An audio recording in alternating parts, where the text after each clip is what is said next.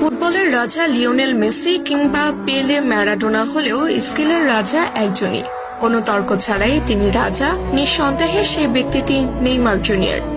বল পায়ে রাজত্ব কায়েম করা নেইমার আবারও আলোচনায় এসেছেন তার স্কিল শো করে। সান্তোসের হয়ে স্কিল শো করে আলোচনার কেন্দ্রবিন্দুতে পরিণত হয়েছেন নেইমার।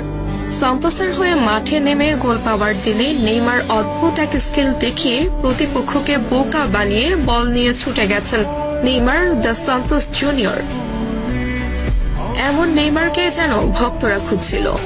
goal.com-এর প্রকাশিত এক শর্ট ভিডিওতে দেখা যায় লং বল রিসিভ করে নেইমার লাফিয়ে উঠে প্রতিপক্ষের বাড়ানো বল নিজের বুকে নিয়ে গ্রাউন্ডে টাচ করিয়ে পায়ের কারুকাজে প্রতিপক্ষের প্লেয়ারের মাথার উপর দিয়ে বল ঘুরিয়ে নিয়ে আসেন নেইমার। তা দেখে অবাক বনে যান মাঠে উপস্থিতরত ব্যক্তিরা।